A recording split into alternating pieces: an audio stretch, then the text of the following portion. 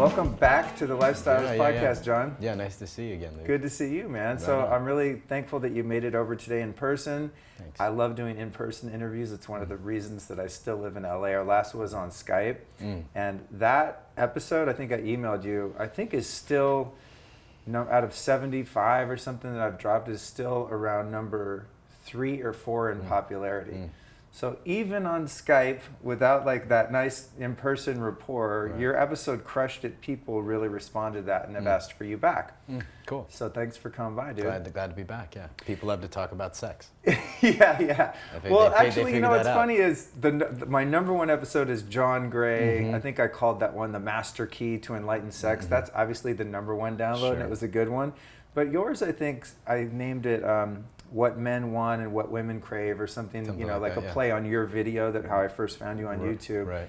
And so I'm like, it wasn't that provocative. I think people must have just shared it a lot because it was so rich in value. So looking forward to digging in. Yeah. So give us a little bit of background for those that missed episode 31, your first appearance. Like, how'd you get into all this stuff? What's your story?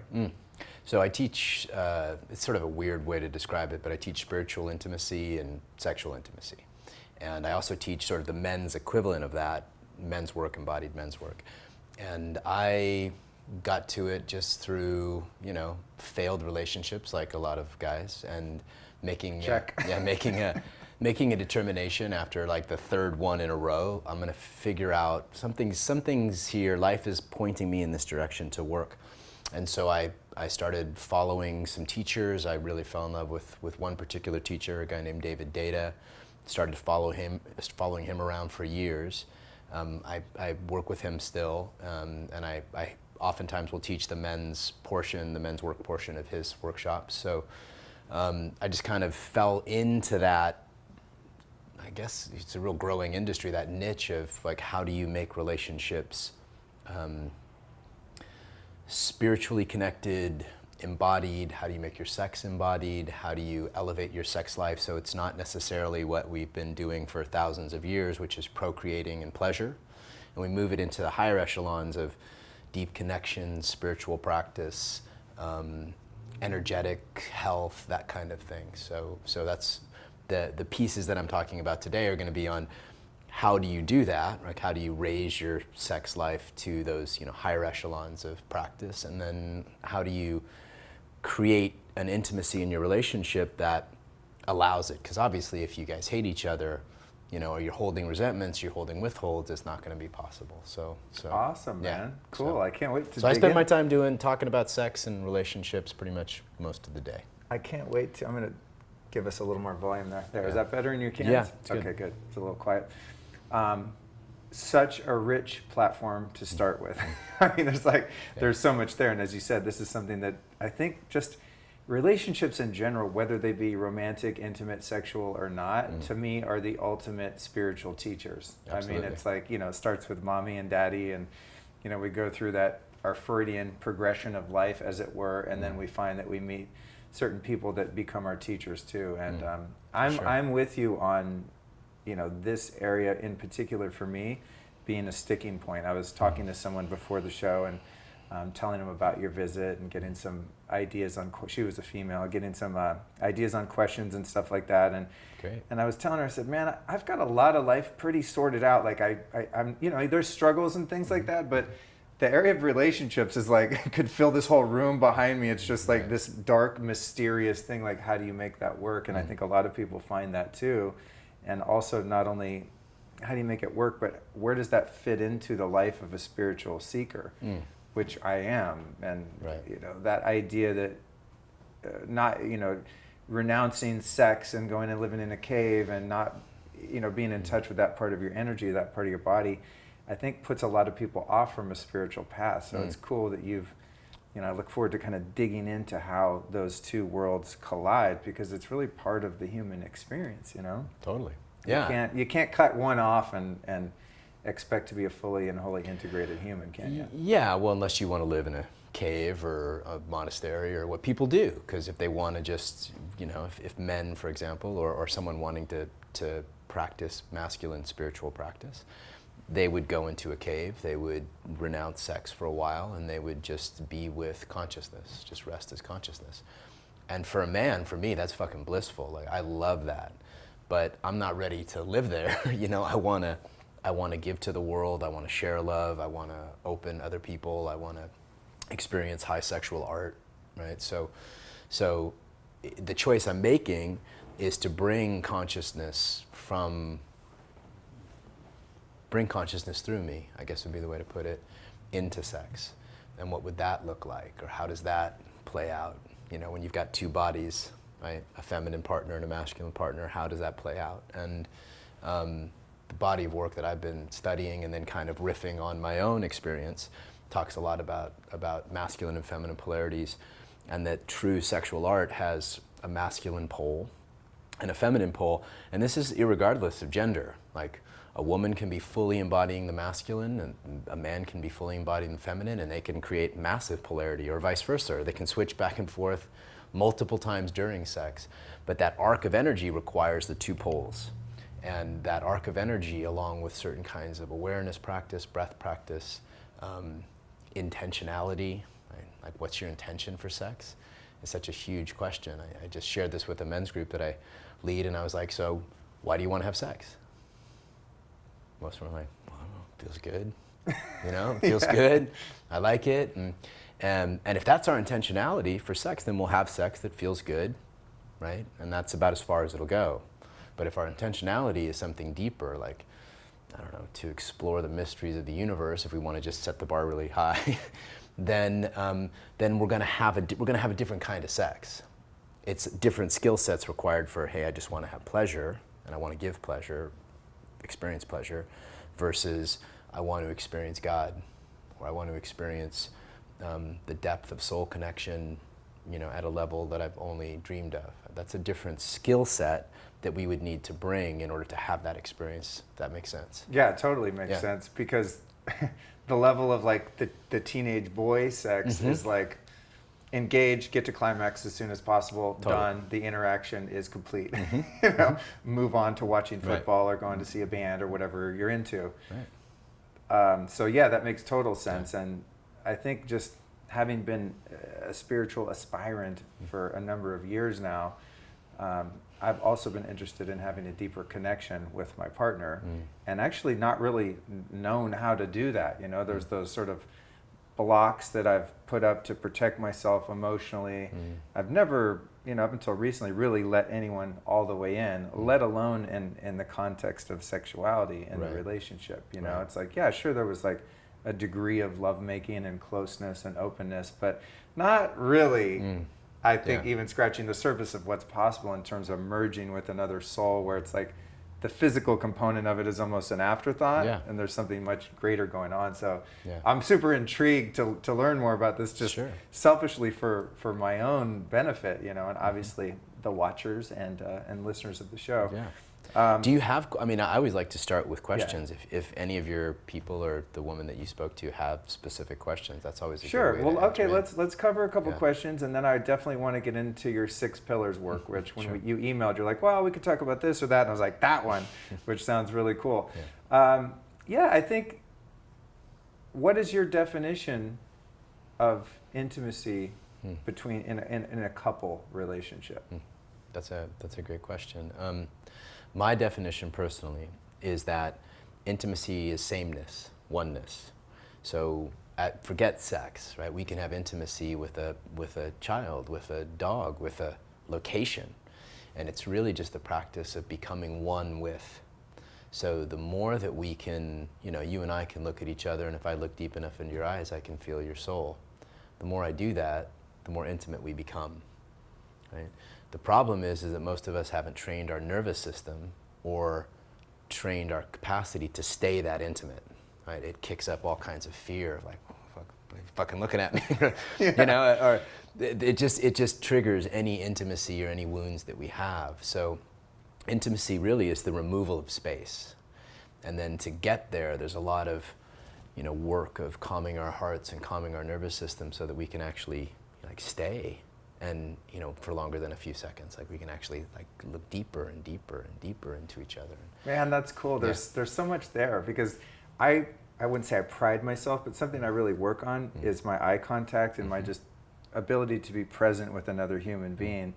And it's interesting because if somebody sort of out vulnerables me, you know, like you're very present, like you don't veer, like you lock eyes, you have this very open-hearted energy about you. And when it's someone who's sort of like able to go there more than me, I find myself retreating, and my eyes will start darting, and I'm like, whoa, too scary, too scary. Whereas most of the time, I'm the one that's like, kind of more engaged with your average person that I interact with on a you know, day-to-day basis. So I almost get intimidated by people who are able to be really present and are open to creating space in that moment. Yeah, which is an interesting observation. I don't know what that means, but it's just something I notice. You know, I find myself sort of getting dodgy if I come up against someone who's like a match for me. You know what I mean? Yeah, no, it's absolutely natural. Like we all have, no matter how open we are, there's always people more open, you know. And so being with those people triggers something. Like there's a intimidation factor of consciousness, right? Like somebody who's more tapped into consciousness tends to trigger stuff in us, right? Whether it's being seen or being, I don't know, being hurt when we were young. And so some of us have trouble receiving, right? Receiving love, receiving consciousness. And so that's just a matter of practice, right? Part of the work I do is in a lot of workshops where we'll get together and we'll practice receiving intimacy and giving intimacy so that our nervous systems can adjust, because you know we'll get squirrely, just like you talked about. That's the human. That's more often than not what you're describing is the natural human condition to deep intimacy. Okay, good. Yeah. So my neurosis is textbook. No, you're good. You're normal. And I have it too. You know, I have it too. With some people, some you know, for example, some women who are so in touch with their feminine and so capable of moving love through their body and light through their body, my nervous system, you know, I have to adjust, I have to ground myself, I have to feel my dantian, I have to breathe, I have to consciously relax my nervous system just so I can be with them. But if what we're wanting is to be with deeper, you know, most feminine practitioners I know want to be with more consciousness. They want to be penetrated by deep consciousness. Most masculine practitioners I know want to be bathed in love light. And so the more that we make accessible, we become sort of channels, let's say, the more that we're requiring, you know, others that are with us to elevate their sort of their game, their nervous system game, and all of that. So it's really an endless, lifelong practice and of how to stay connected and stay deeply intimate. Now, if you take that intimacy, for example, this feeling of oneness, and then you add sexual energy to it, that's when the magic happens, right? Most of us can be intimate even with our partners. We can love our partners. We can be one with our partners to some degree, but there's not that arc of sexual energy. So the importance is to take both of them and really, you know, deepen them as much as possible, and that's when real deep magic happens. So I think when you say intimacy to most people, it probably conjures up the idea of some sort of physical touch or some romantic or sexual connotation. But here we're sort of expanding our interpretation of intimacy as maybe just being vulnerable, like being willing to be exposed and open get hurt. Is the word I would use. Yeah, okay. But in some moments that's very vulnerable. Okay. Like you might be open and totally like open in love, right? And there's some vulnerability there. For most people, because we have wounds that, you know, get locked in our bodies through childhood abuse or neglect, or even good parents saying fuck us up, you know. Most of the time we'll have, as we open, those vulnerabilities will actually start to bubble up to the surface. So, you know, this kind of ties into the first pillar, since you mentioned the pillar. The first pillar is really to learn to practice opening your body and your nervous system so that you can be in the space of intimacy. I'm going to do it right now. Yeah. It's funny though you say that, because maybe it's part of like 6 years of Kundalini yoga practice, but I find myself doing that a lot, like physiologically just being mindful of my breath, and really opening up my body language. I work Yeah. with my own body language a lot. Like even just a second ago, I was sitting here with my legs crossed, kind of because it was more comfortable, but I was definitely aware that my legs were crossed facing you because I want to stay engaged with you. I would never have a conversation with you and be leaning the other way like that because I can feel energetically cut off. We'll have less intimacy. Yeah, We literally yeah, have yeah. to because so you your kind of bo- you because use your body's not- limbs almost to block. I mean, I really observe other people's body language all the time. This is the one I see a lot in workshops. Like I'll put a man and woman in front of each other, a man and a man, and they'll put their hands in front.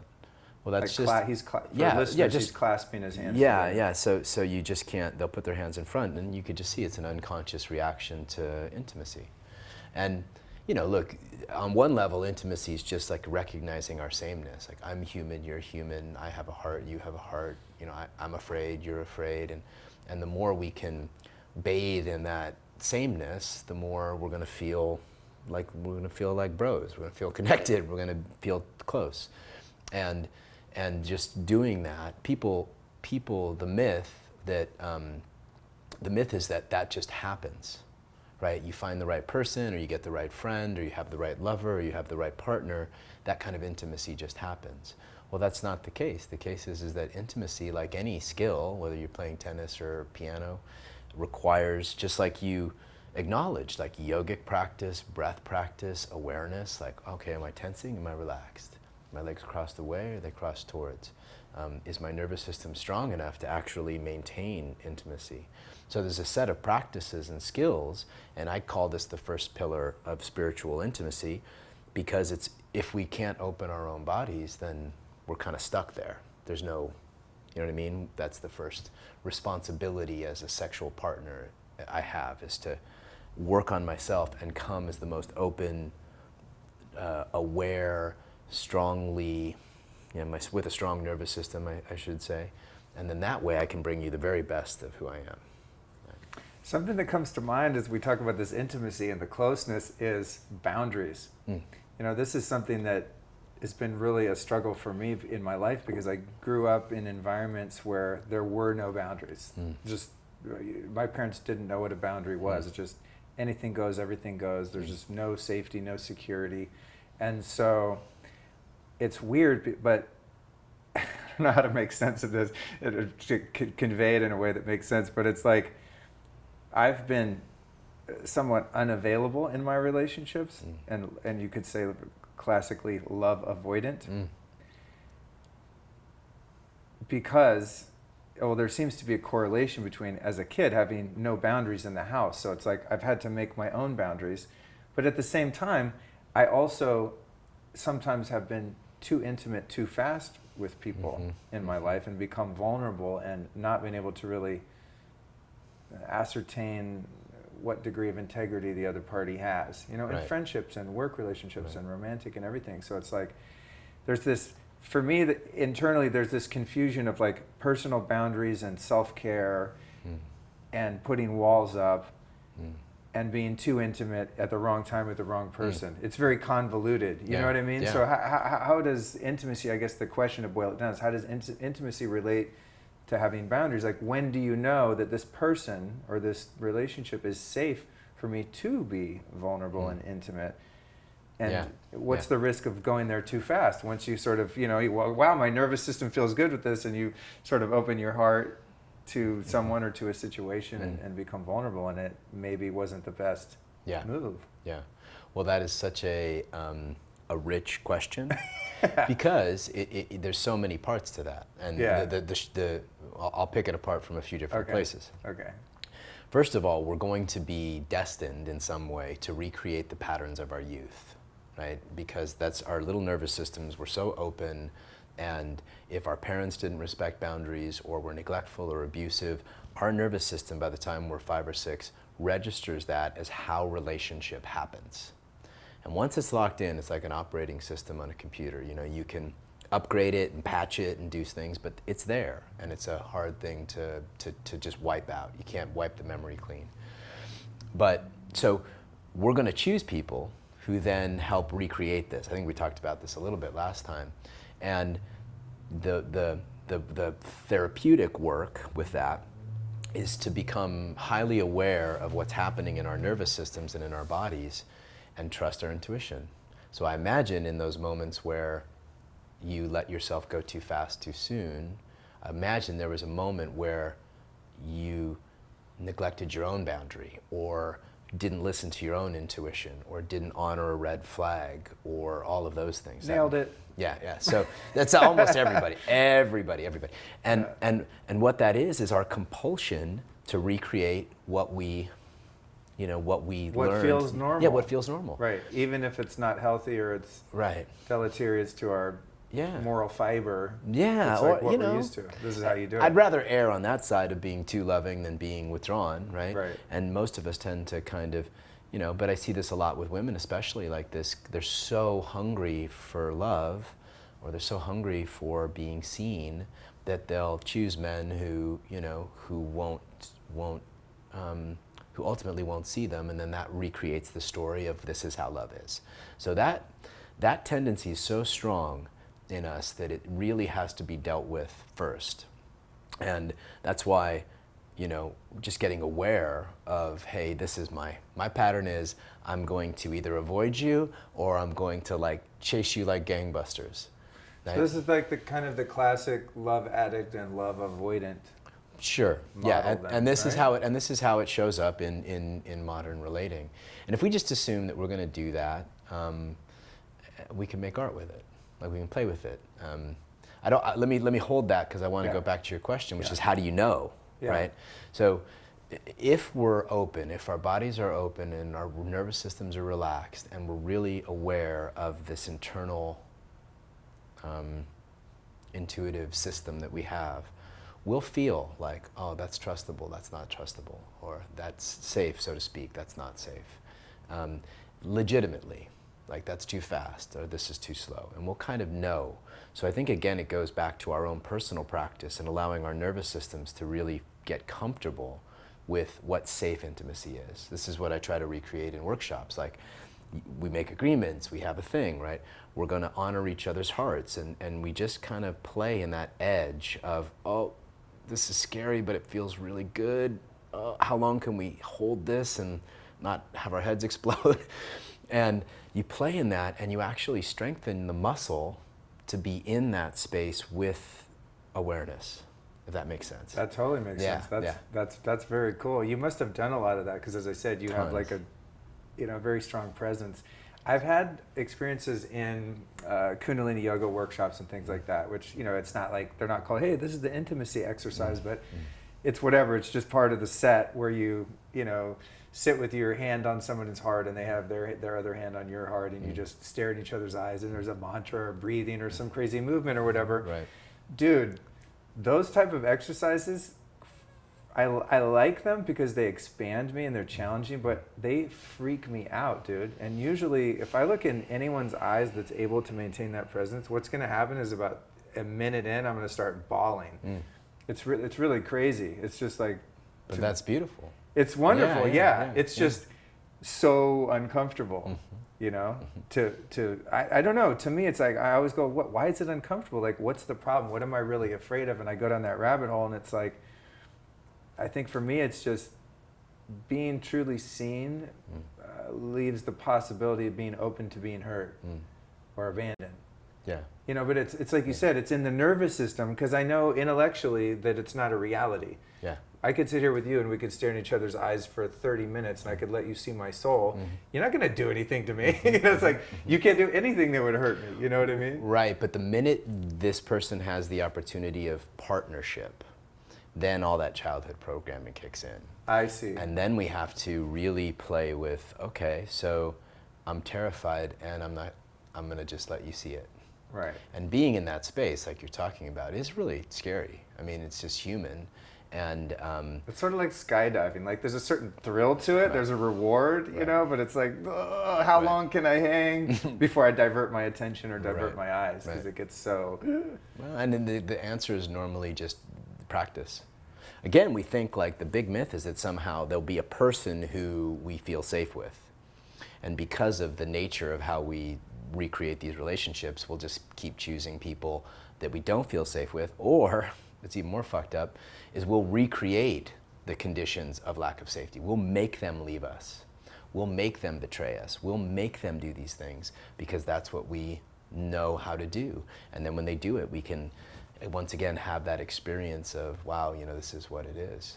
And I think that with boundaries, to go back to your original question, was setting boundaries can be a deeply loving act. And I think when we're good at setting boundaries, we are, people hate this word, but we're training our partners to love us better, right? Like, this is how much this is where I feel safe, this is where my nervous system currently, in its current state, can manage intimacy, and I need this kind of boundary, or I need this to feel safe. And if our partners love us, then they'll be fine with the boundaries if they're owned. And the problem is that we tend to abandon ourselves before anybody else does. We'll neglect our own boundaries. We'll pretend they're not there and be codependent, or we'll do all these things that kind of betray ourselves. And then, of course, we're going to just attract that out of the person we're with. So, how would you define codependent? Well, I'm not a therapist, so. Yeah. So I think you're kind of on it. Like, it's really about boundaries, like not honoring your own truth and putting somebody else's truth ahead of your own, to the point where you aren't self-nourishing, right? So I've been really, on this kick of nourishment, and this first pillar of good practice is really about nourishment. Like, I have to show up nourished. I have to show up with enough sleep, with enough practice, nourished and connected to my essence. So I'm a man, you're a man, most men have a masculine essence. And I have to be connected to that essence in order to withstand the rigors of intimacy and feminine, feminine energy and all of those things. The storms of feminine energy, yeah. Which men have especially our generation, have just as strongly as women. Men can lose their shit just as strongly as women. It's interesting. You just reminded me of something. I learned so much from my fabulous guests like you, but I think it was the last time I interviewed John Gray. We were talking about testosterone and masculine energy, and he said when a man is angry, that's the most feminine he will ever be. And that's when his testosterone plummets. And I was like, what? No, when you're like kicking ass and throwing shit across the room and putting your fist through the drywall and like going nuts, like, no, man, you're like being too much of a man. You're too masculine. It's like, no, it's the exact opposite. That's ultra feminine. Wow, yeah. Because he's lost his testosterone's dropped, and he's lost his grip on his masculine energy. Yeah. And he's being overrun by his emotions. And when you're overrun by emotion, at least on the negative side, which I think we'd consider that rage and outbursts like that negative, that's when you're your most feminine. I was like, huh? Weird. Well, if you think about it this way. Does that make sense to you? Yeah. If my masculine, your masculine, the masculine, a woman's masculine, is the part of us that is witness, that never changes, right? We talked about this last time, right? So masculine practice at its essence is me resting as consciousness and just feeling eternity, right?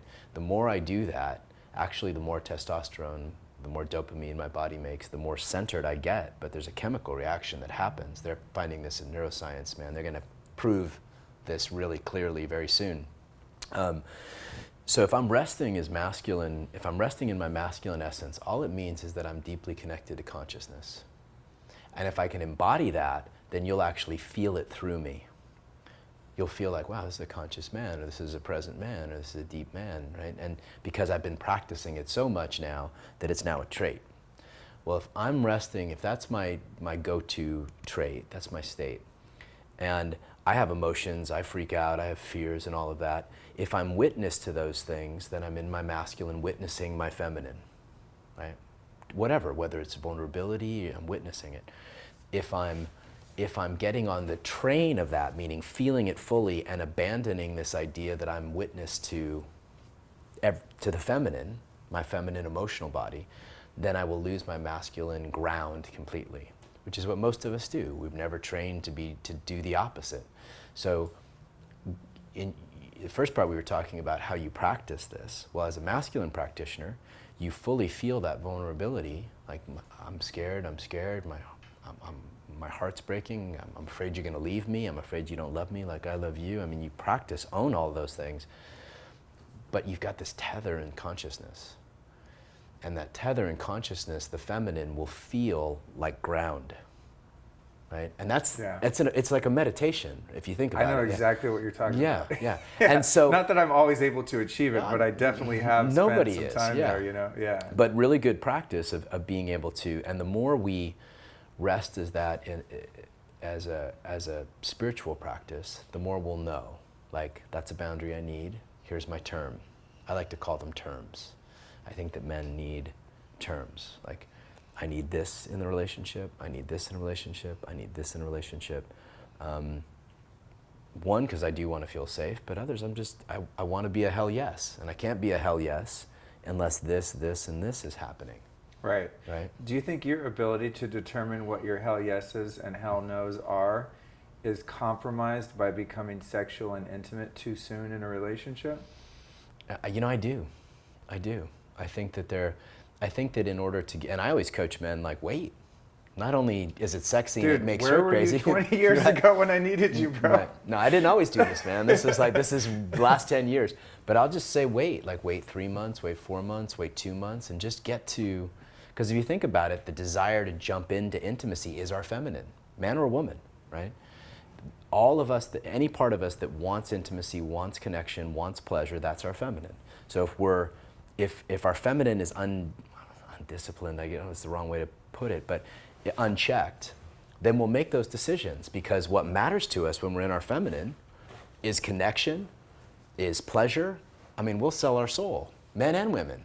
Like, I've done it, you've done it, we've all done it. Like, I know I shouldn't be with that woman, but god damn, she's a good kisser, or she smells so good, or whatever it is. When I'm there, I'm in my feminine. I've lost ground. But however, if I can feel all of that pleasure in my body and my heart and my nervous system, but stay grounded in consciousness, consciousness is going to inform me what the right thing to do is. Oh, the right thing to do will be, not tonight, let it go a little while longer. Right. Yeah, so if you're, like you said, you're tethered to that universal intelligence, God, whatever you want to call it, with your masculine energy, and you're coming from that witness state, you're able to observe the impulses of your emotions, your bodies, your hormones, her pheromones, all of that stuff, and have maybe the ability to be a bit detached from it and not just be instantly not be swept away at the mercy of it, right? Yeah, swept away is the way. Yeah, I would that swept away. That totally makes sense. I mean, this is one of those things that just, age-old wisdom. I remember my dad. I mean, God, this is going back when I was like in my 20s. If you meet a girl that you're really interested in, Luke, you don't have sex with them. Just wait and really get to know them to make sure they're, an appropriate partner and stuff like that. And I was like, that's great advice for you. Have fun with that. It's like, I want to go there as soon as humanly possible, to figure out whether I like them, And so the pattern that I've been looking at, it's, late in the game to discover it, but better late than never, is just that leading with the intimacy and not having those boundaries and going into sex too fast has inhibited my ability to stay, I didn't frame it this way, but to stay tethered to reality and sort of like really assess the situation. Does this serve the highest good for me and the other party involved? Rather than just like, let's just do whatever feels good right now, which is not that there's right or wrong, but it's an immature approach. And if it worked, I'd be all for it. But what I found is it's I don't get the desired result. Right. In terms of like a healthy, sustainable, long-term relationship. It's like it tends to end in somewhat of a crash and burn scenario, because things are revealed later that I was unable to see in myself, or just not even that the person was a bad person or the wrong person, just that there was an unhealthy dynamic or incompatibility in terms of our values or goals in life down the road. All that stuff sort of emerges at like the 9-month mark, the 12-month mark, and you both sort of like pull your head out of your ass and go, wait, who are you? Right. And we all have a tendency to sort of hide who we are to a degree, because we don't want to show the rough spots, the dents, and the chinks in the armor that might cause the other person to abandon us or judge us or whatever it is, So I'm totally on board, and in fact, I have made a decision that I guess I got 5 months to go. I'm going 6 months celibate, no dating, no texting, no flirting, no sex. Awesome. nothing. I love that practice. I've never done that. I think we talked about it last time. We talked about Okay, like maybe 6 that's where I months or a got the year. idea. Yeah. I thought Yeah. of that genius Yeah. idea, but I really just wanted to reset and just go. I have some patterns, man, that I don't like. I'm not fulfilled in this area of my life. So I thought, I'm just going to stop everything and kind of reset and refocus. And God willing, man, when I re-engage, I would really love to actually, I hate the term dating because I don't like going on dates, but I'd like to get to know some people that I'm interested in for a period of time before getting intimate, just to see what happens. Right. What if you actually, if my dad over here is going to be like, I told you that when you were 24, Right. But it's like, what would happen if you actually became intimate with someone on a non-physical, non-sexual level and did so with boundaries and, a certain degree of wisdom and awareness. Right.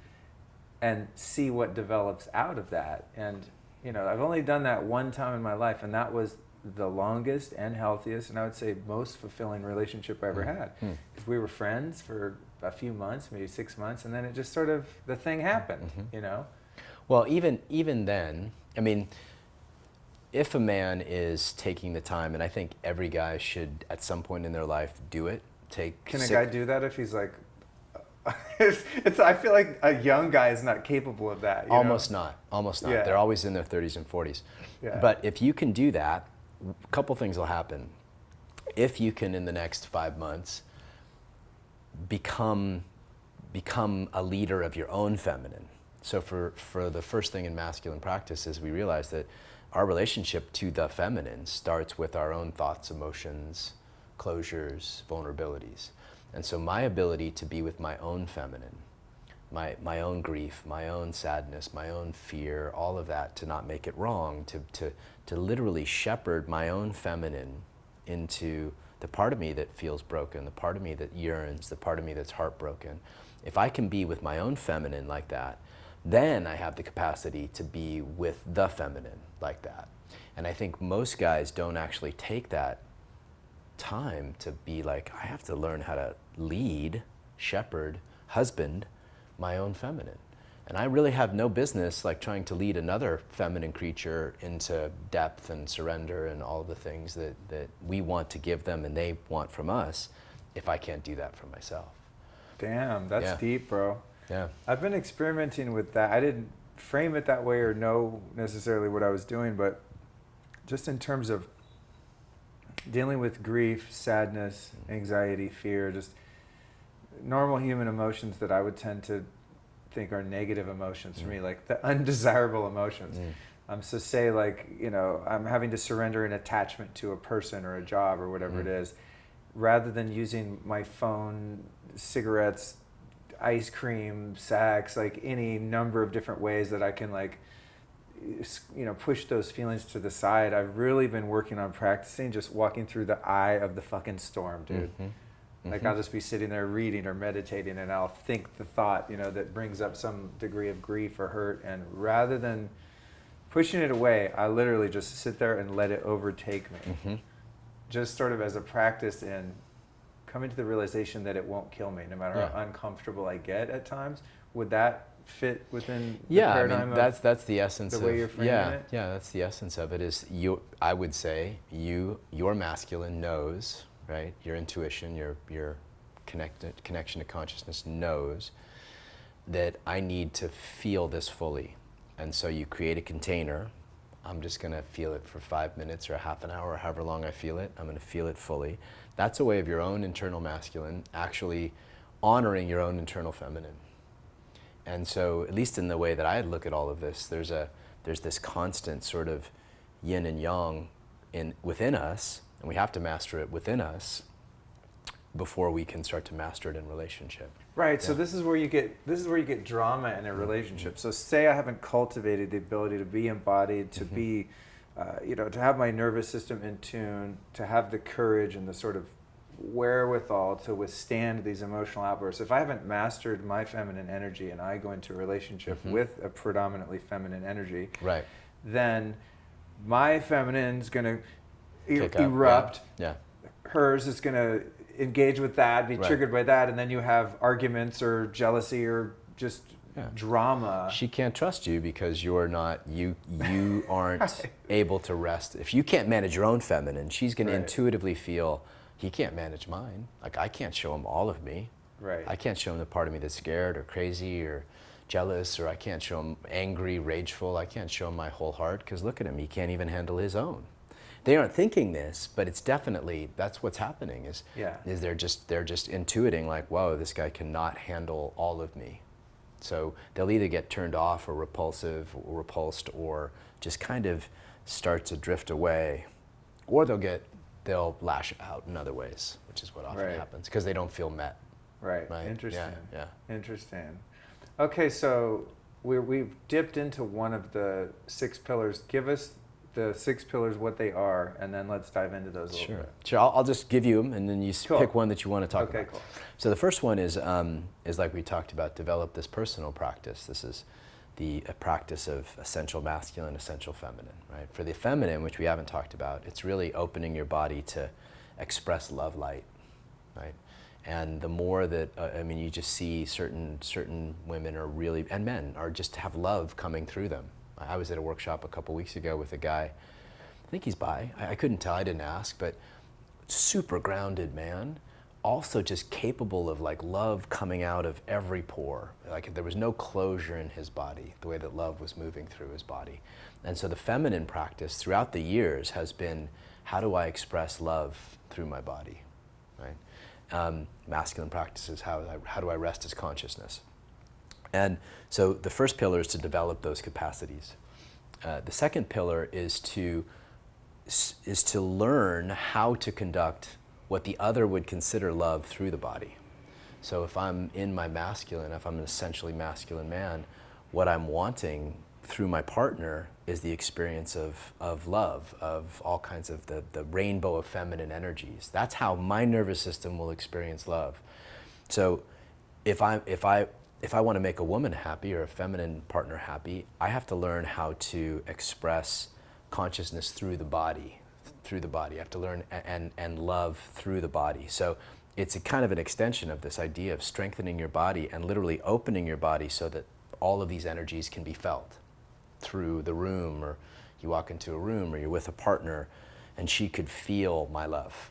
People don't realize that I could put you in front of a partner and she could give you numbers like 6, 7, 10 as to how much love she's actually feeling come through you. And I gotta get in some of these workshops, dude. You'll find it. She'll say, okay, I want you to breathe a little deeper, and then you'll find you're able to go from a 5 to an 8. Or she'll say, don't cock your head, have it come straight, or soften your chest, or relax the muscle. She'll give you feedback, and you'll actually feel your body capable of conducting more love. It's true yoga. It's yoga. Wow. Yeah. Wow. So that's the second pillar. The third pillar is to create containers, and I think this is mainly the masculine's responsibility, where you can have empathy, where you value empathy and open communication over contempt. So these are the kinds of practices and containers. Imago Dialogues 1, nonviolent communication. There's a whole plethora of them that allow you to clear projections and craziness and your neurosis and what you're making up about each other and what you're projecting on each other and what you resent each other for. Like all of that has to be a container for that, like an agreement that. Like an agreement for a space to communicate about that? Yeah, and the practices to communicate. Because we can say, hey, we're going to communicate, but dangerous. If there's not like a structure, right, where like I'm going to talk for 3 minutes and then you're going to reflect back, and then you're going to tell me that what I feel makes sense, and then you're going to try to empathize with me. Right. So those practices are like super important to get from the level that you're talking about. Like my intuition is that you'd benefit from those because they get you from that stage of like, the love juice of the first couple years through the real deep experience of being with somebody. For our listeners and viewers, could you give a brief description of nonviolent communication and Imago? Yeah. Let me do the Imago because that's the one I'm really passionate about. Okay. So when breakdowns start to happen in relationship, it's normally because one of us is making the other wrong for how we think or feel. We're basically saying, no, no, no, you're wrong for thinking that, or you're crazy for thinking that. We're either outright saying it, or we're turning away from them, or we're cutting them off. We do some form of like making them wrong. So we need a container where I can come to you and I can say, you know, Luke, if I was your partner, I could say, you know, when you said you were going to be do this for me and you didn't, I lost trust in you, and it made me scared about you as a man and as a partner, and I just didn't know what to do, and so I flirted with this guy and got a hit that way, or whatever. She could come to you and say all these things.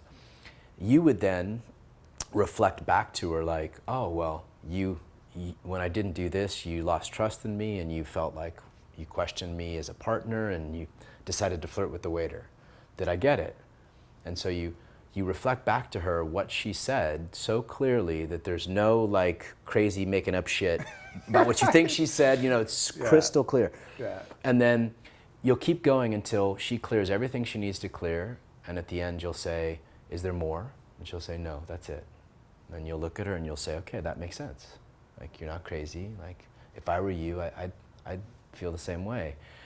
Right then, just if we did that with each other, like, dude, it would solve so much shit, man. I mean, it would make life so much smoother. I went to a couples therapy retreat at a place called Onsite out in Nashville, Tennessee, a few years ago to try and save a relationship that was failing, and that was one of the communication tools that they taught us. And I don't know that we adopted it enough. Maybe it could have saved us, maybe not. But I'm aware of that now, and I can see when that type of communication is not at play, how things escalate and how, you know, like just like it's like the telephone game. Like I could say, oh, John, you know, I need to tell you I was really pissed because I came home tonight and you hadn't done the dishes, and then you as the partner would be like, I do all this, like you just get defensive, but I always wash the car. It's like you didn't even, you missed the whole thing that I just said. You know, it's like that's a really you know, minute which example making of you it. wrong. It's a way of making you wrong. But it's so crazy how like we literally don't hear what the other person's saying. I think because the ego sort of flares up and you're already building your defense and your ears just like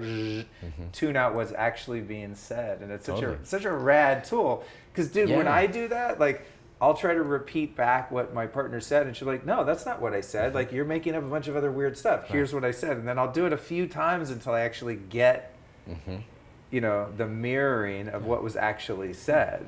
Well, then she can feel safe. When we add our own words or twist it a little bit, then she's like, no, that's not what I said. And it becomes, she won't feel safe now in the rest of it. And so the third piece of Imago is empathizing. So after I've said that what you're feeling makes sense and you're not crazy for it, then I can say, wow, I can imagine given what I know about your parents, like when I don't keep my word, you know, it probably triggers something really deep in you. And I can imagine that, and I really I try to feel you, like how does this impact you? And I build that muscle of empathy. And if you do that over and over again, and I usually give couples like a 40-day challenge, I go like sadhana on it, and I'm like, you're doing it every day for 40 days, and you're just clearing anything that needs to be cleared, any withhold, any resentment, any fear, anything like that. And by the end of it, they've got these really beautiful, first of all, they've trained their nervous systems to actually listen. Second of all, they've trained their hearts to empathize.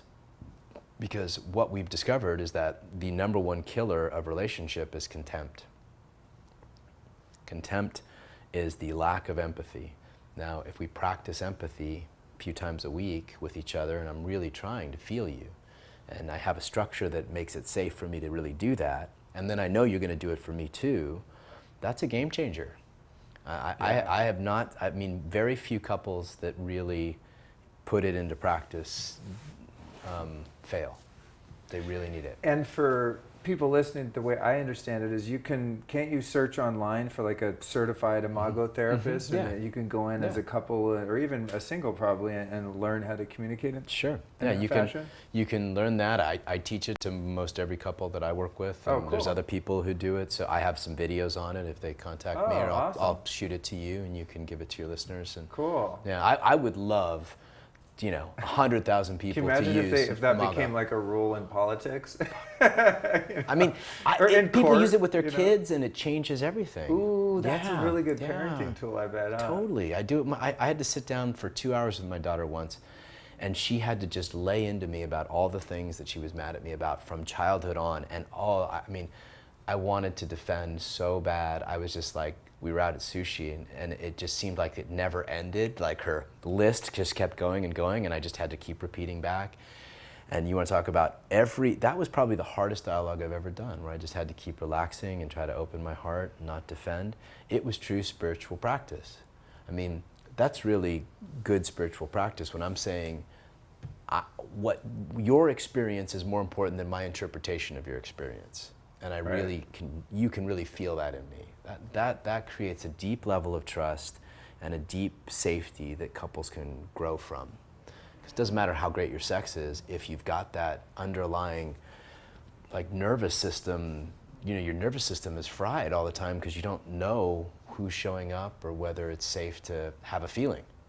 Yeah, and once you get defensive and you feel attacked, then all logic goes out the window. That's how it is for me. Like the minute I feel like I'm like, wait, okay, what did she just say? Right. No, I'm going to show her how she's wrong. Right. Then it's like, I don't know if it's a hormonal thing, but my brain just basically shuts down at that point, and it's like I just become like brain dead, and I get like no further progress is going to be made in terms of coming to a resolution. Well, that's your feminine, right? And so we need a container. So if you think of it's mine too. I mean, all of us guys get really defensive. So any emotion, any reaction is the feminine. And I'm trying to be really clear about they can be any reaction we have is the feminine. So good leadership in a relationship is for me to say, okay, I'm going to be insane about this, you're going to be insane about this. Let's create a container, which is the masculine, a container to hold both of our crazy, neurotic selves, right? And we're going to have a structure. And then that way we can take it all. We can bring all of our stuff, all of our emotional bodies, all of that, and really have a safe structure for it.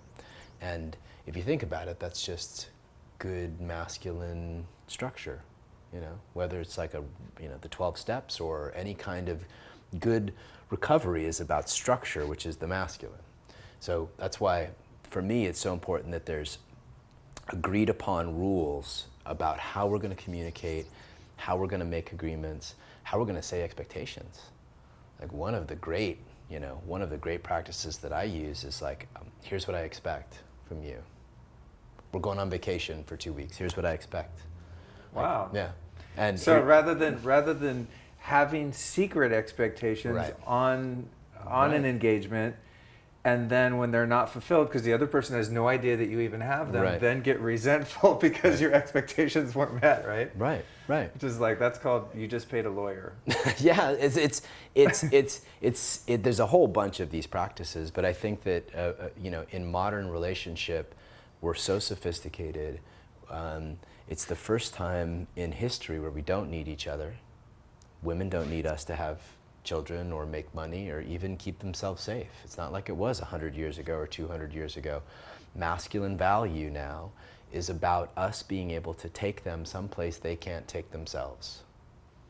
And our capacity to take them deeper into consciousness, deeper into sexual openness, deeper into, trusting their own hearts, that is where our value is going to be in the coming years, because it's not going to be in, I make the money. As the masculine, if we're unable to, I'm just going to move that so sure. it doesn't hit your mic. Sure. If we're unable to cultivate that, and that's the value that we're able to bring now, since we're not needed as breadwinners anymore, then we're going to make ourselves obsolete in relationships, basically, if we're unable to bring that, right? Right, that's my argument. And I mean, ultimately, now this is going to play out over the next 100, 200 years if we make it, but that's kind of where we're going. I mean, it's not like more women are graduating college, more women are getting into med school, more women are becoming lawyers. It's literally in 50 years, the rise of the feminine will be in full bloom, and our innate gift is going to be about consciousness, and it's going to be about depth, and it's going to be about taking the feminine into places. As they're getting more and more masculine, they're hungry. This is already happening. They're hungry for men who know how to artfully move them from the masculine that they have to be in during the day into love, right, into like a full surrender. And our capacity to do that is directly linked to our capacity to lead. Right? And our capacity to lead is linked to all the things that we've been talking about today. How do you become a good leader? In terms of that masculine leading, I've had this discussion with, how do I say this without, I'm not PC anyway, I really don't give a fuck. Yeah. But I have offended a few listeners. I get a few emails here and there that I'm too heteronormative or whatever. I don't know. I'm just like being who I am, like it or not. But in this culture, in big cities, in Western culture, in these times, I find as a man who really enjoys embodying that masculine energy, like I don't want to be the feminine energy in a relationship. I don't find it to be fulfilling at all. It's actually really draining. When I was younger and I was super artistic and I was on drugs and I had no clue how to tap into one iota of masculine energy, I ended up in relationships where the woman was like the leader, as you said, taking the lead. And I was like their little boy almost, like asking for permission, and I had no self-esteem, and it was horrible. So as I've sort of cultivated my own self-worth and integrity and done some work on myself in different areas, I very much enjoy holding that space and being the masculine energy in the relationship. But what I find, and I know all my boys listening, to this podcast around the world, rise up. No, even just all my guy friends that are, in their 30s to 50s, all pretty much agree that it's very difficult in, say, a city like New York or Los Angeles to find a female partner who is at all interested in, has any awareness of, or is in any way capable of living in and cultivating that feminine energy, seemingly as a hangover of some of the different waves of feminism. And that when a woman hears like a guy say, well, I want to be able to lead, a modern feminist woman's like, motherfucker, I don't need anyone to lead. I got this. Right. Right. So what's a poor woman or to do who's unable to access her feminine energy? Like, we're trying to learn how to be a healthy masculine energy person that has empathy and compassion and a certain softness and a sensitivity, is nonviolent, is a totally cool spiritual person, but it can also bring in and be dependent on in that way. What's a woman to do that's been sort of, for lack of a better term, brainwashed into thinking that the feminine is bad and weak? Well, like, can a woman turn it around once she's kind of gone down that road and has become really hardened and calloused and sort of, Well, there's toxic feminism, which is what you're talking about, which is that the feminine is, weak or wrong, and lots of women learn that in their childhood. Like, their mother, especially in this generation, their mothers didn't want to depend on a man. And so they became so self-dependent, and they imbued their daughters with don't depend on a man, and all of those kinds of things. There's a certain toxic feminism that I think women are having to unwind. But That's a good way to put it.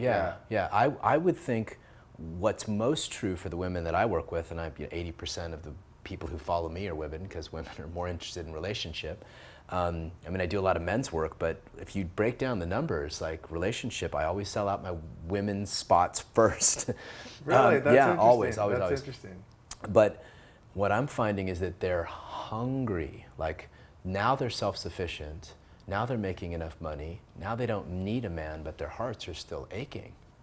Like, they can't deny who they are. And if they're born with a feminine essence, now this goes for gay men, lesbian women, anybody who is identified with a feminine essence and wants to sexually and relationally surrender some part of her heart.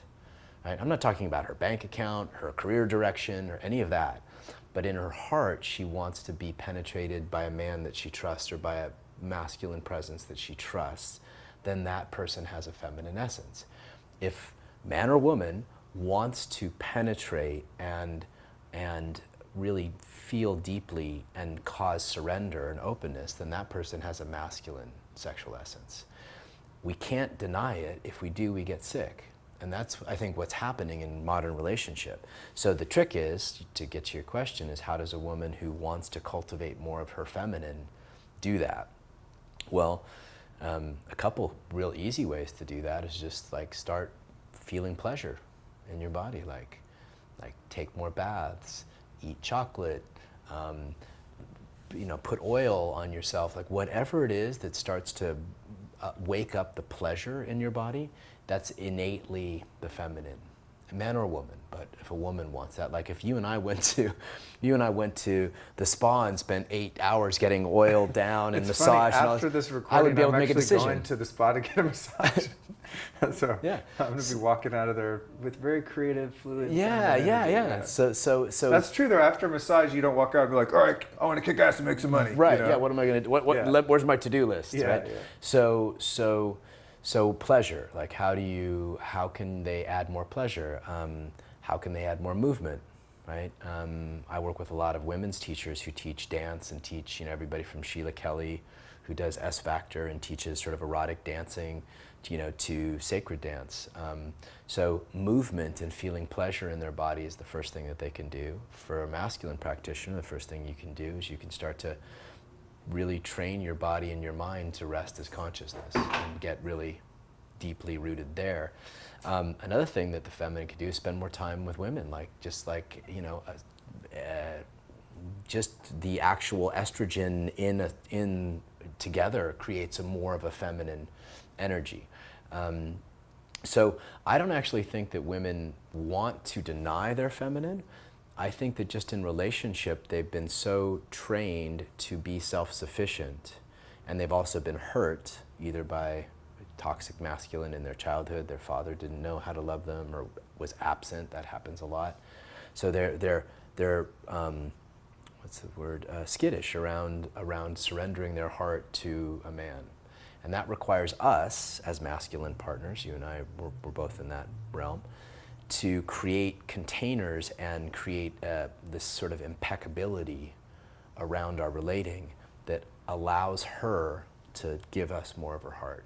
I think the problem is less, of course it's with women and men, but I really think that if men stepped up and really got good at the things we're talking about, we would evoke naturally more feminine, because they're dying to give it. The women that I talk to, they're dying to surrender their heart to a man that they trust.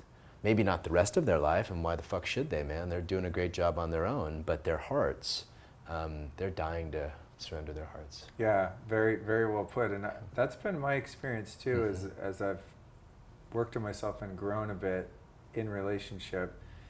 I might be in a relationship with a woman that has a career and is very driven in that way and is predominantly masculine, but as long as I don't sort of acquiesce to that energy and I still hold my ground, one of two things is going to happen. They're going to acquiesce that work, kick-ass masculine energy when they're around me. Or when they come home, or we're gonna butt heads like two bull elk, and we're just, we won't even get past the first conversation, let alone the first date, I guess there's that polarity's got to be there, or nothing is gonna happen. And that's part of the one of you set. Is gonna have to give. Yes. So the skill set is, for men, is to learn how to artfully pull her out of her masculine. Right. Yeah, my partner. She's world dominating right now. She travels around the world and all this stuff. She's literally world dominating. Yeah. And so, she will often show up in this kind of with this kind of masculine body that she needs to hold in order to run 3 yoga studios and her little empire. And my value to her as a masculine partner is to skillfully move her out of that. And usually it's with laughter, it's with touch, it's with playfulness, it's with, there's sometimes all kind of, sometimes I'll use my feminine artfully, I'll show her my vulnerable heart, and then she'll crack a little bit, and then I can kind of swoop in and pull her towards me. And so this is the modern skill set, I think, that men are going to have to learn. So it's not like you're having, because I've been in relationships where we have conversations about it. Like, she comes home from work, she's been kicking ass in that dominant masculine energy. I'm like, okay, it's time for you to switch now. And actually try to communicate when, when the polarity's off, and it's almost like, I don't know, it's like, who's making dinner? All right, well, you get out of the masculine and then I'll go feminine, it's like, right. But I like what you're saying. You could just sort of, in a more fluid intuitive way just work with that if you have a partner that understands that paradigm and can kind of play into that? Yeah, and she's dying for it. I mean, sometimes she fights me on it. Like, part of the, the feminine resists masculine leadership. Like, she'll test us and she'll resist it. But ultimately, she's just testing to make sure that we're strong enough to handle her resistance. So there are often times where, I've pulled out all kinds of stops. I sometimes the one thing that works really well is physicality. Like the minute I spin her around, or I press my belly into her, or I throw her over my shoulder, or I'll go anywhere because I want her to relax into love. Right? And that when I do, it doesn't take long. She's pretty open. Right? She'll giggle in 10 seconds, and so it's one of those things that we just haven't been trained, is how to skillfully navigate a woman from her masculine into her feminine, if that's what she really wants. You got to kind of know. Some women don't want that, and that's totally cool, but most women I work with do want it. They just haven't figured out how to find a man who can do it. And they don't evoke it.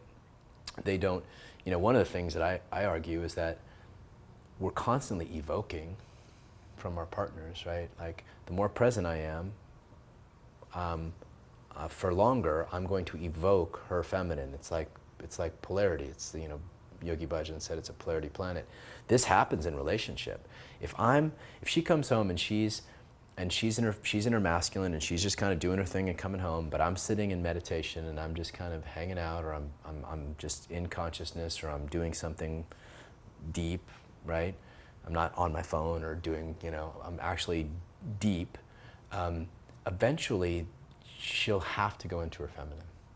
Eventually, something will soften because my consciousness is demanding it.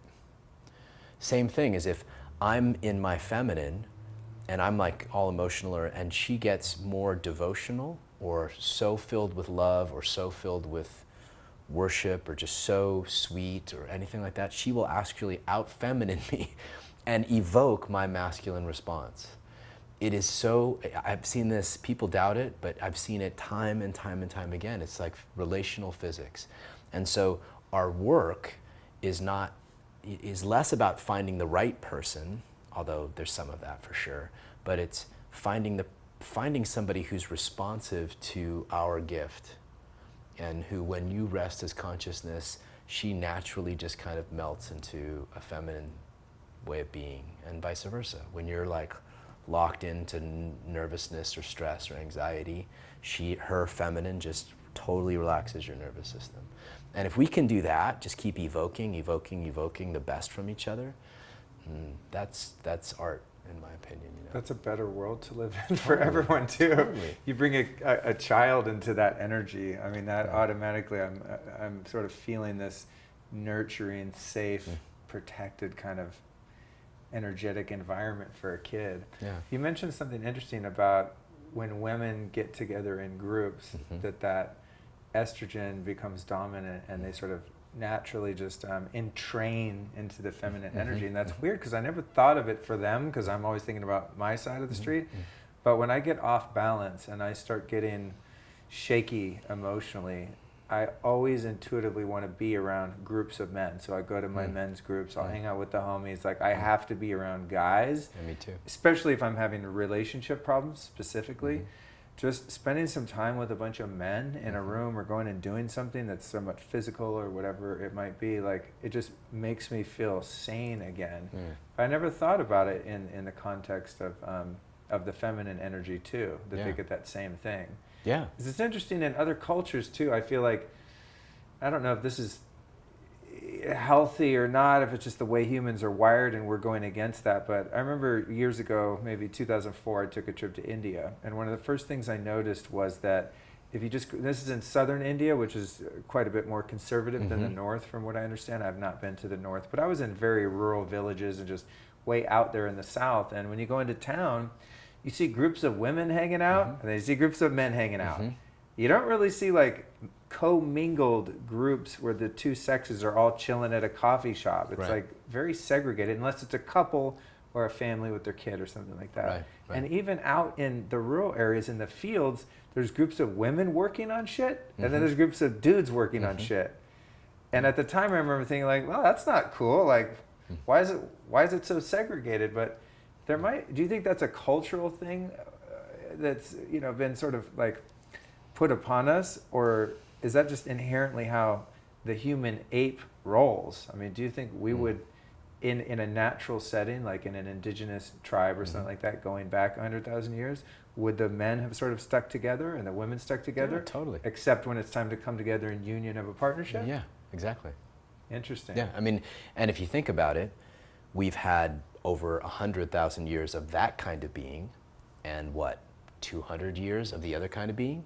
Right? So our nervous systems are set up so that, we act. That's why when you're with your men friend, something deep relaxes in you, because your nervous system remembers, oh, I'm supposed to be with men in order to touch my masculine essence. The masculine grows in solitude or with other men. The feminine grows in pleasure and with other women. And so our nervous systems remember this, because, for Christ's sake, man, we've had 100,000 years of evolution, and it's only in literally the last 50 years that's become a norm, where we're now commingling all the time. 50 years ago, it didn't even happen, really, the way it's happening now. Now, if you go to high school, it's so intermingled, there's none of that if you go into a high school. And so the beautiful part of that is that kids today have really greatly developed masculines and feminines. Like they're kind of flowing back and forth, but they don't have any idea how to use it. So the millennials are in this space of like, whoa, like I'm comfortable. There's more bisexuality. There's more of that happening, but there's not really. It's kind of neutralized. There's not really an artful, like being able to animate the extreme. Right. Yeah, and we have to learn to animate the extreme in order to create the maximum sexual energy. Okay, which leads me perfectly into my next line of questioning, and that is polarity. And this is a word that gets thrown around a lot, and I always, when I hear the word, I always think of batteries, when you try to put magnets, not batteries, two magnets, when you put the same side together, they like repel each other, and when you put the opposite side, they're just glued together by this magnetism. And you hear that word in terms of attraction, they'll use the term, oh, we had this magnetism. And so, what is polarity? So the way you're using it, it's very much like the magnets, right? And sexual polarity is this arc. Well, there's two kinds of polarity I talked about. I mean, you could have polarity like somebody who wants to be a dom and a submissive. That's a polarity, right? You could have somebody who's naturally grumpy and naturally light, right? And these people tend to attract each other because there's kind of a natural magnetic pull to the opposite. But in sexual polarity, it's really about, we both have masculine and feminine in us. I I have a very strong feminine. Most guys, in my generation do, because we were raised a lot with women. So I have lots of feminine energy, and I have lots of masculine energy. I've had to learn to cultivate both, so that when I want to inhabit the extreme masculine for sexual polarity, I will evoke the extreme feminine from my partner.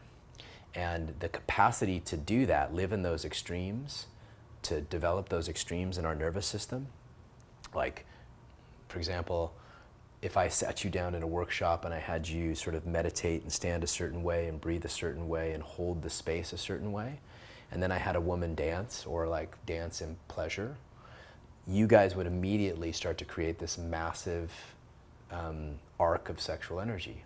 So she's animating to the extreme feminine energetics of pleasure, devotion, surrender. You're animating to the extreme the masculine consciousness, stillness, depth, penetration.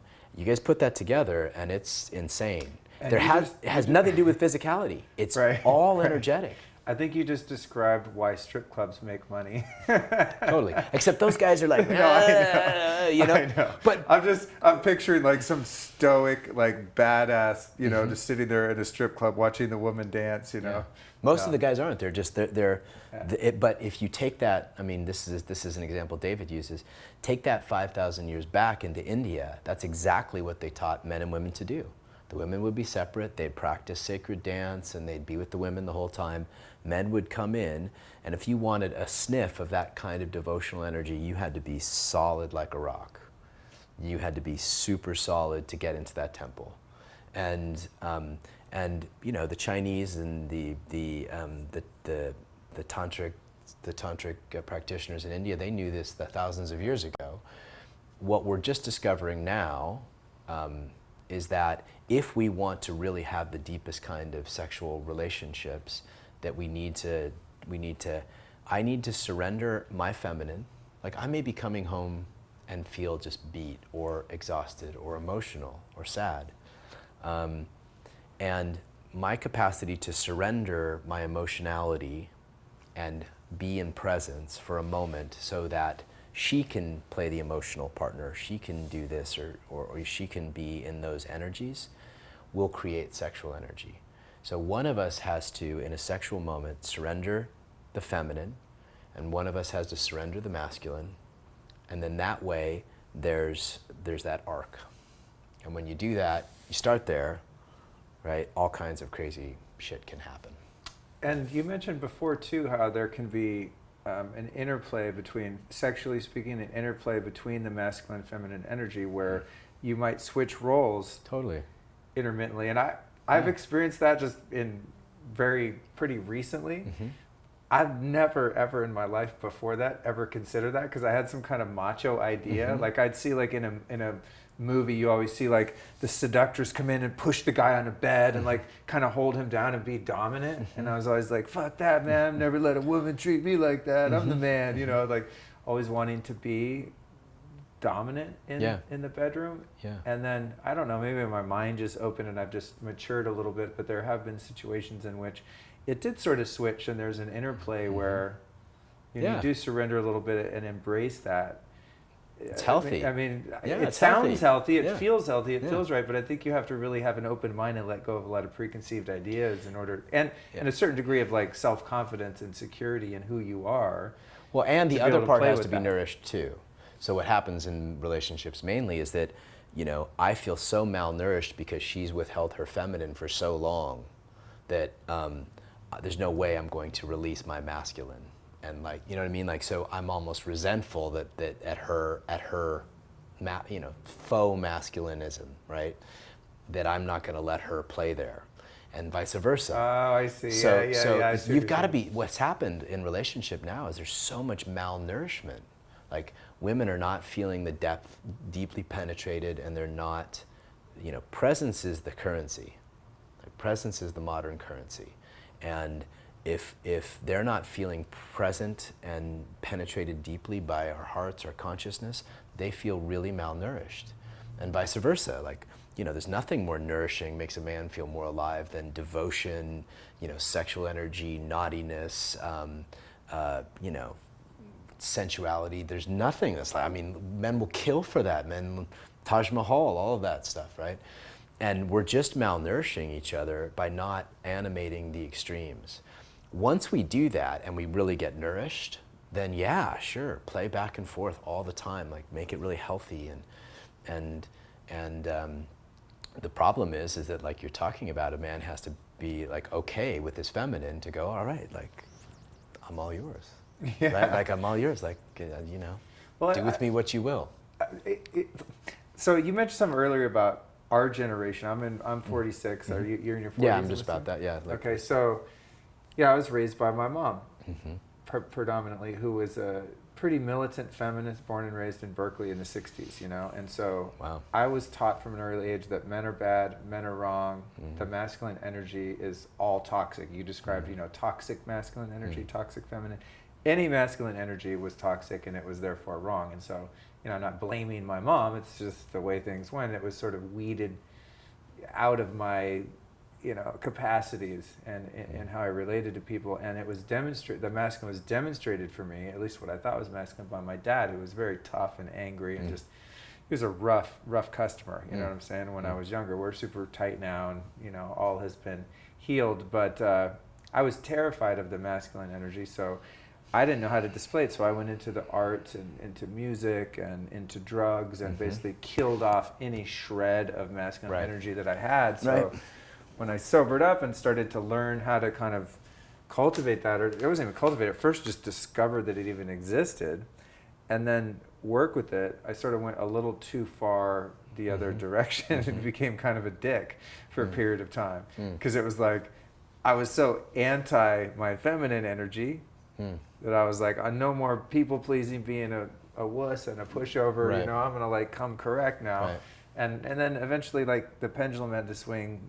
What hopefully is back a little bit, I'd say, in the center. You know, but I think that you're right when you say that those of us raised by women often have no role model for like what healthy masculine energy looks like. You know, and so once you find it, it's like, for me, I felt so empowered when I finally started being able to own that I'm like, I'm not ever moving from this position. And I sort of became frozen and thought, well, I'm never going to swing back the other way and explore my feminine energy. That happens a lot. Yeah, a It lot of does. guys You can get kind rigid. of get stuck in one thing, right? Yeah, they get rigid about it, and they feel like finally there's a little power. They're in touch with their essence that they've been denying, and they hit it, and they're like, okay, well, I'm gonna stay here. And what, you know, part of what you're talking about is that, I mean, let's face it, modern society has had very little, let's call it sacred masculine. Like, it's been very toxic. You know, the world's, you know, we've got great examples of the toxic masculine now, right? So the world has been run by the toxic masculine.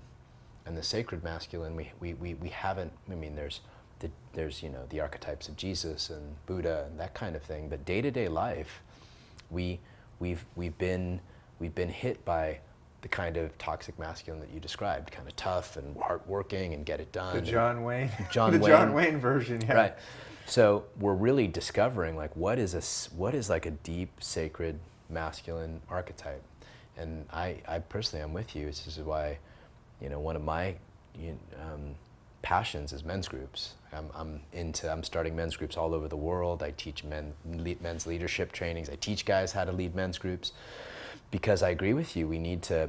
This needs to be the discussion. Like, what is the sacred masculine? Where am I being a dick? Like, you know, what's the fine line between me owning my terms, like the things that are my truths and are my hell yeses, and imposing my will unreasonably on somebody?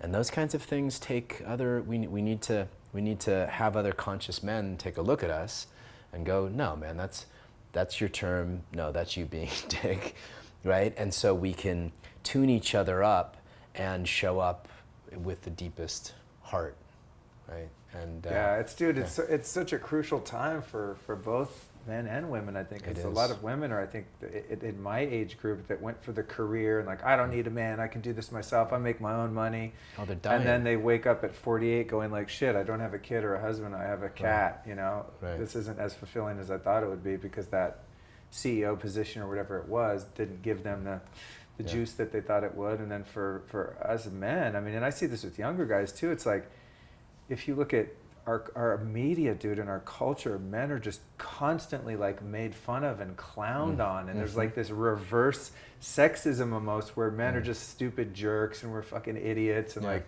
I'm like, how are you supposed to act? You know, it's like, if you hold the door open for a woman because you're trying to be a gentleman, you're like, I don't need anyone to hold the door open for me. You're like, what? But I thought, it's really confusing. It's like this hangover of, you know, feminism or whatever it is. Like, we really do need leaders like you in the world that are helping us men go, oh, okay, so I can own that space, but I can still be kind and compassionate. I think that's like the version of masculinity that I had is like, you know, you fight, you're tough, you kick ass, you know, you don't show your feelings, you don't cry. Right. It's like, dude, what is more courageous than fucking crying in front of other people? If that's not tough, I don't know what tough is. Right. You know, to be... Yeah, it's redefining warriorhood. Okay, there you go. Right, cool. Right, yeah, and so warriorhood to me, I mean, I was just with a group of men and this weekend, and one of the things they had me do, as they were kind of tuning me up, is they could tell I was really sad about something, but I'd kind of been holding it back. So they literally like took me there, like they made me cry, and my practice was to, and it was a heartbreaking topic. It was about my daughter who's sick, and so I had to stay with them, look them in the eyes, just like we had talked about at the beginning. I had to relax my nervous system and just like tears streaming. I couldn't do this. I couldn't look away. I couldn't like, you know, do this thing. I had to literally be like wide open and grieving my, you know, and you're right, that is warriorhood. Like that is the kind of thing that we are training our nervous systems to be in, so that our hearts are completely open, but our spines are absolutely strong. Right? You know, if you want to get the yogic thing, like strong spine, awesome. open heart. And That's awesome. when we do that, if we can train our bodies and our minds to live there, women will naturally trust us more. They'll naturally give us more of their hearts. They're fucking waiting for us to step up and do that.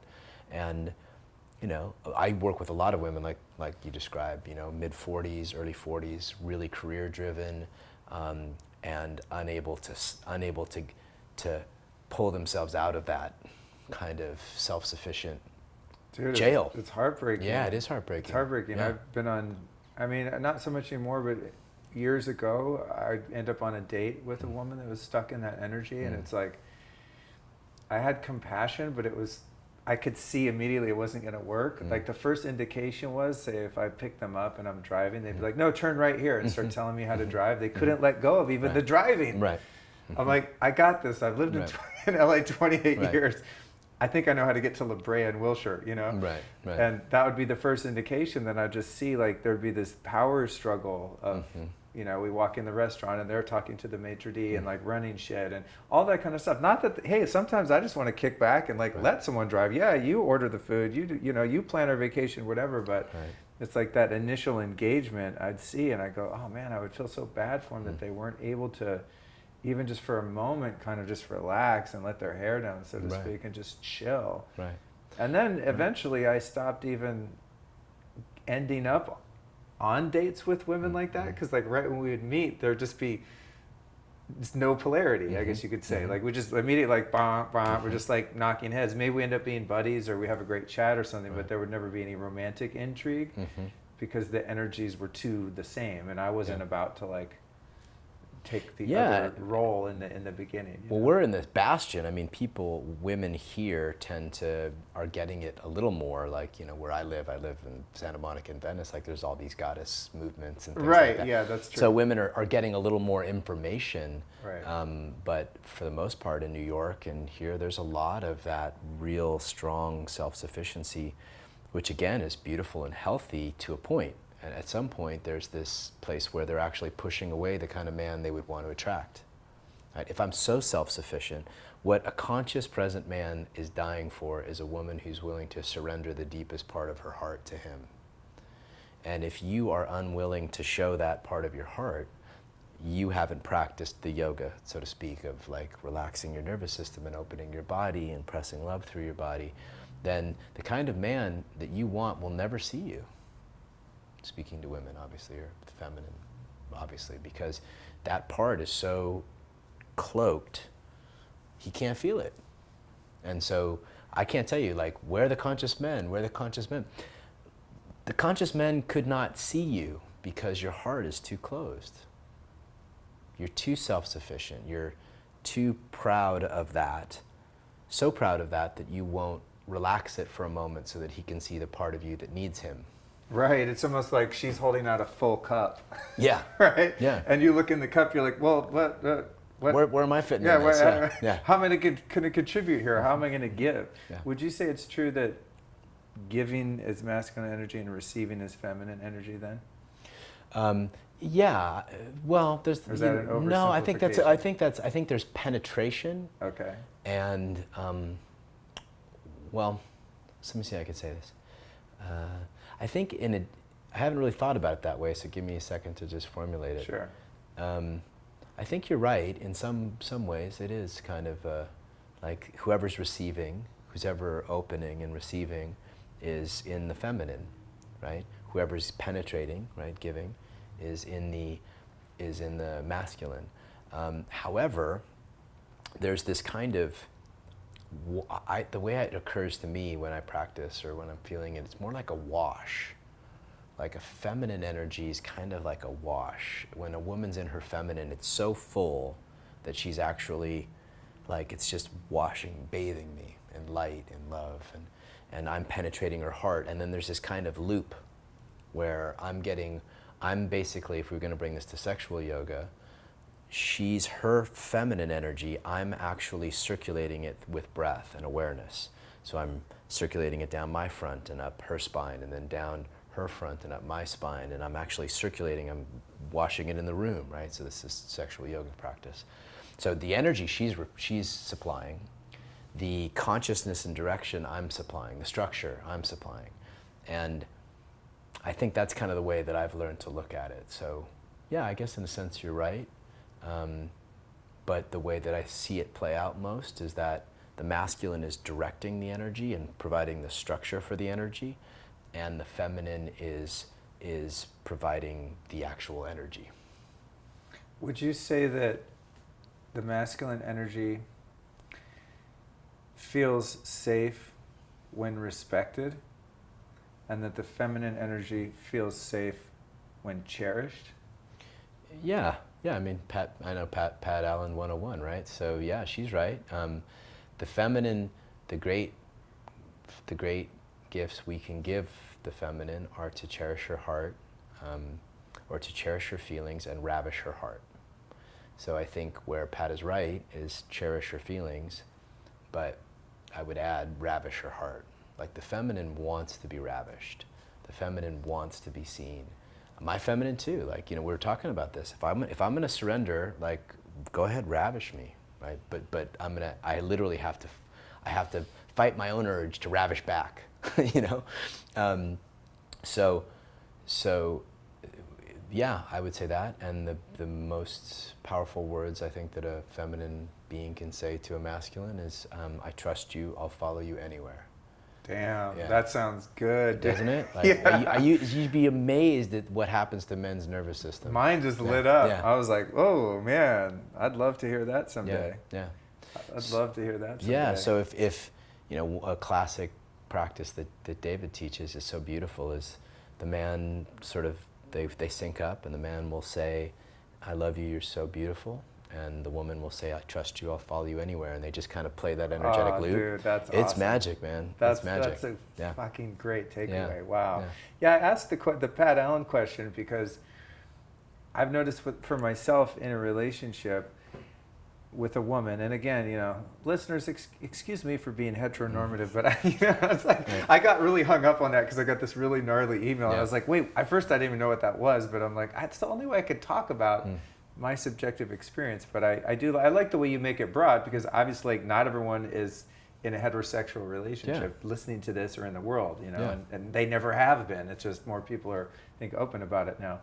But for me, as a hetero dude, I feel really safe when I'm respected. And the statement that you just made, I trust you and I'll follow you anywhere, like, oh, that just warms my heart when I'm respected. What I actually don't need from a relationship is someone to sort of couch my feelings and accept my feelings. Like, not that I won't share like details of my life or ways that I feel, but in a relationship, I don't have a need at all to have someone like cherish my feelings and honor my feelings and like have empathy toward me at all. Ever? Not really. You're unique, man. I know a lot of men who actually love that. I do need the men in my life to do that. This is what has worked for me better. My close friends, like if I have a dilemma or a problem, something that I'm really fretting about, I go to my guys and, oh man, this is going on. I might even cry, I might even emote, I might get it out of my system. And I'm going to go to them to find a solution. And then I'm going to go back within the confines of my relationship and share the pain, share the dilemma, be open about it, and share the solution. But I don't really have the need to get the solution or to be comforted. Okay, so I think there's a real big distinction. You get where here. I'm going? Yeah, with? I do. The reason why I push like back on my feelings that, don't fucking matter in my relationship with a woman, is what I'm saying. Well, I would say in your masculine, that's how you feel. Okay. But when you're in your feminine, I imagine you want to be seen. Okay. I imagine there are moments where you're like, oh man, I just wish she would like see me and like just acknowledge that I'm feeling X. I'm feeling overwhelmed, or I'm feeling, what you touched upon though is what most women do, is they will try to fix it. Yeah, Or I don't like that. And that's the toxic piece. That's a boner killer. And men do it to women. Like, you hear it all the time. Right. So the toxic masculine is, your emotions are too much, let me fix them. We do this for women all the time. I never realized like that's why. So woman's like, here, this thing's happening at work, and and I'm like, yeah, stop talking, I'll fix it for you. Yeah. I thought that's because I'm a really great guy, but what you're saying is it's because I actually feel uncomfortable, like Yeah. Her emotions are too creating much. space for those emotions. Yeah. Okay, her emotions cool. are too much, and you love her, right? And you do want to fix it, so there's some of that too. But your emotions are too much. What they want is to just be seen. Right? And I think I would argue the feminine in every man and every woman just wants to be seen when they're having deep emotions and wants to be loved. So the third stage masculine in a man or a woman, gay, straight, doesn't matter. The third stage masculine is, I'm going to witness your feminine, your vulnerability, your heart, with absolute love and presence. Right? And then I'm going to play with it, love it, fuck it, nurture it, whatever it is that I need to do in order to honor it. That's the third stage masculine. Now, a woman can do that for a man can do that for a woman. I think in so many women that I'm working with, I'm actually teaching them how to do that for their men, because their men are highly emotional, and they could either make them wrong for it, or they could take the masculine pole and take that moment and be the masculine in that moment to make their man's heart feel good. So this is getting really, wow. This has very little to do with gender. Right, I can see You that. see what I'm saying? The Yeah. further down the rabbit hole we go, I'm like, the meat suit and whether your parts are sticking out or sticking in, don't really matter so much. No, it's all, because, and I think our generation again has a more developed emotional body, and then the feminists developed more of a straight body, right? So you've got this generation of men and women, one who's more emotional and one who's more stoic, let's say, just in their nervous systems, and yet the stoic ones are resenting the ones who are emotional now, just sort of like men have done to women for hundreds and thousands of years. So it's just kind of flipped on us. And the reason why this work is my life work is because it is so complicated, because we're human beings, for Christ's sake. No one's all masculine or all feminine, and we're just trying to figure out like how to dance with each other, like how to make art. Like, I'm highly feminine, man. I have one of the reasons why I chose my partner is because when I get emotional, she's like right there. Now, 5 minutes later, after I feel heard and felt, I can throw her down on the bed and, we can play with it. But that energetic fluidity, the energetic agility to go back and forth is the dance that we're going into. That's awesome, man. Yeah. Well, we're coming to the end of the conversation here, but I'm very interested to know, and I'm sure the audience is too, where they can go to find your work and these workshops and stuff. I know I've been on your site personally a bunch of times. I'm like, I got to sign up for this. I got to get in there. Right. Because this dude, to me, the work you're doing is like maybe the most important type of work. I think Because so. this is going to inform the generations to follow when you have two conscious partners that are managing and teaching their offspring to be this way also. I mean, we can like reverse this sort of like sticking point that we're describing, all of this confusion. So how can people work with you, or even any, if they're unable to do that, any other recommendations in terms of just things they could work on? I love the idea of the women going to great powerful women's groups and movements, and men kind of working on themselves and re-merging together with what they've learned. Yeah, well, they can contact me, johnwineland.com, pretty easy to find me. And I have workshops, let's see, I have a workshop in Hawaii in September. The one I have in a couple weeks is sold out, but the one I have in Hawaii is a beautiful way to come for 5 days, which is always awesome to dive into this work together, men and women, for 5 days. And then I do a men's training that's a year-long training program in the men's work that we talked about.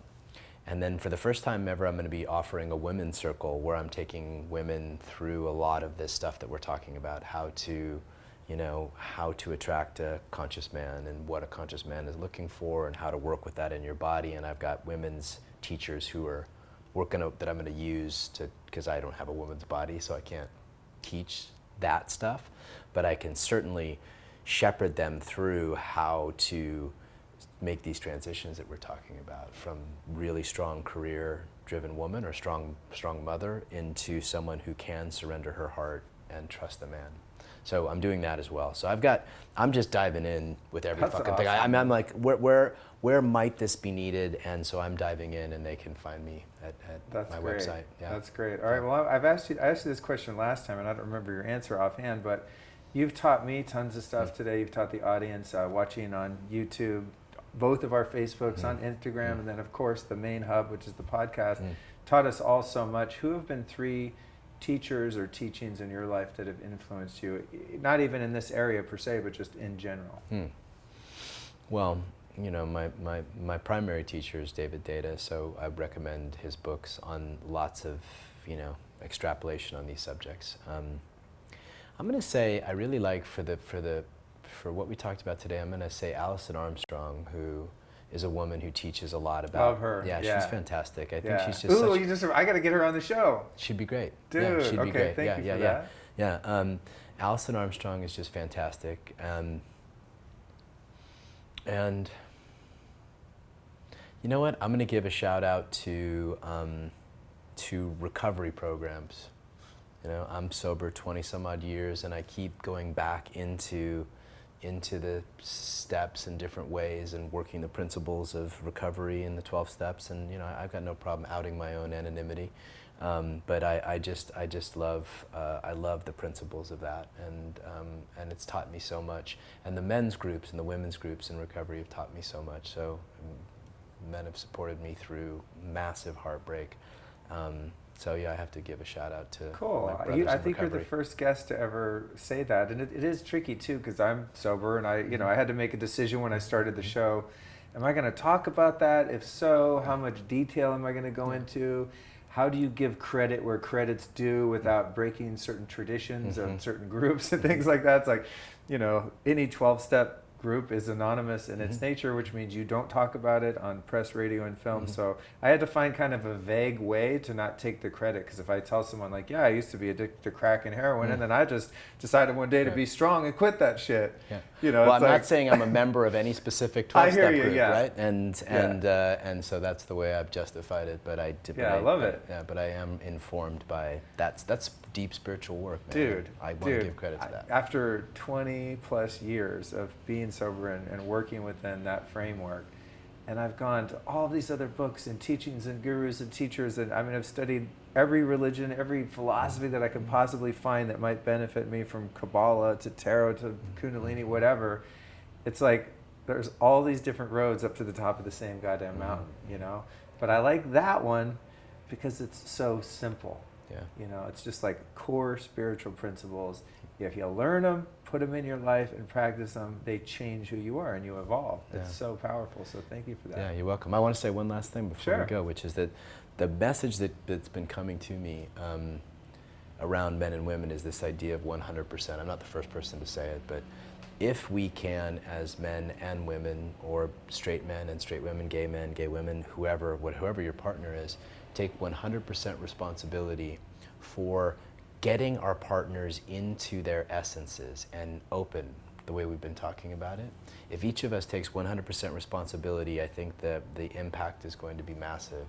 And so I would say to your listeners, whatever's stopping you from doing that, that's your edge of practice. Whatever's stopping you from being like, look, I'm 100% responsible for making her feel like open and alive and filled with love tonight. How can I do that? So that would be my final parting words. I love that, dude. That's a great call to action. And it's funny, right as the end here, the gardeners showed up. I'm hearing the hum of the leaf blowers and lawnmowers. So excellent timing. Thank you so much. Those of you listening to the podcast or watching on any of the various video channels, everything that we talked about today is going to be in the show notes, including John's links and every book and everything we've discussed. To get those show notes, you want to go to lukestorey.com and sign up for my newsletter, which is right there on the homepage. And every week I will send you the show notes, so you don't have to Google all this stuff later on. John, thank you so much, dude, for joining me. I appreciate it. Really great to see you. I could sit here forever, but the leaf blowers are calling. Right, no problem. Until next time.